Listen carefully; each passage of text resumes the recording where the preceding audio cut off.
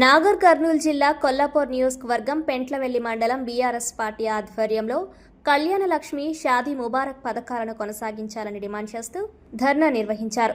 ఈ ధర్నా కార్యక్రమానికి మాజీ ఎమ్మెల్యే బీరం హర్షవర్ధన రెడ్డి హాజరై మద్దతు తెలిపారు. ఆయనతో పాటు మండల బీఆర్ఎస్ నాయకులు, సర్పంచులు, పార్టీ కార్యకర్తలు పెద్ద సంఖ్యలో హాజరయ్యారు. పేద మధ్యతరగతి కుటుంబాలకు ఎంతో ఉపయోగకరంగా ఉన్న కళ్యాణ లక్ష్మి షాదీ ముబారక్ పథకాలను కొనసాగించాలని నాయకులు ప్రభుత్వాన్ని డిమాండ్ చేశారు. పథకాల విషయంలో ప్రభుత్వం స్పష్టమైన నిర్ణయం తీసుకొని అర్హులైన ప్రతి కుటుంబానికి న్యాయం చేయాలని కోరారు. బీఆర్ఎస్ నాయకులు, కార్యకర్తలు పెద్ద ఎత్తున నినాదాలు చేస్తూ రోడ్డుపై బైఠాయించారు.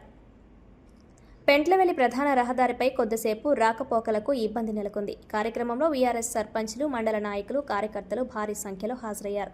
ఈరోజు బీఆర్ఎస్ పార్టీ వర్కింగ్ ప్రెసిడెంట్ పిలుపు మేరకు ఈ రాష్ట్ర ప్రభుత్వ నిర్లక్ష్య ధోరణికి నిరసనగా పెంట్లవెల్లి మండల కేంద్రంలో బీఆర్ఎస్ పార్టీ ఆధ్వర్యంలో ధర్నా నిర్వహించడం జరిగింది.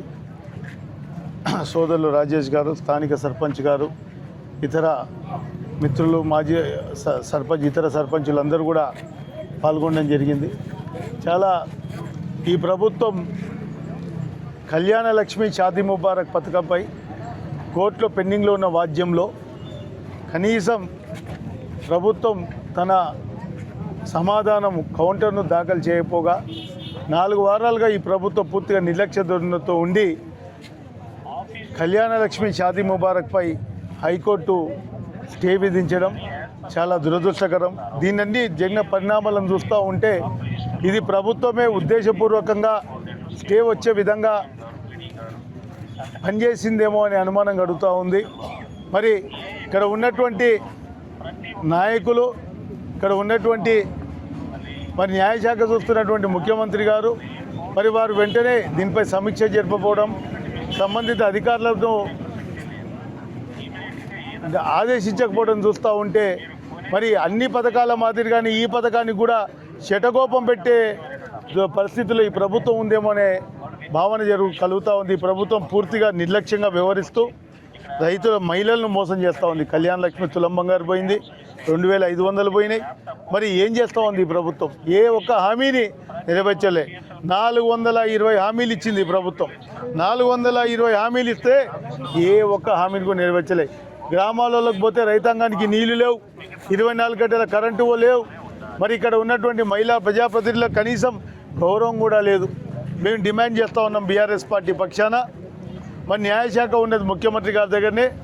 ముఖ్యమంత్రి గారు వెంటనే కళ్యాణ లక్ష్మితో పాటు మీరు ఇస్తా అన్న తులం బంగారు ఇవ్వాలి. ఈ రోజు నుంచి కాదు, మీ ప్రభుత్వం అధికారంలోకి వచ్చిన రోజు ఈ రోజు వరకు ఎన్ని పెళ్లిళ్ళు జరిగినాయో, ఎన్ని కళ్యాణ లక్ష్మిలు ఇచ్చినారో వాళ్ళందరూ కూడా తులం బంగారు ఇవ్వాలని చెప్పి మేము బీఆర్ఎస్ పార్టీ పక్షాన్ని డిమాండ్ చేస్తూ కేసీఆర్ పెట్టినటువంటి మంచి స్కీములను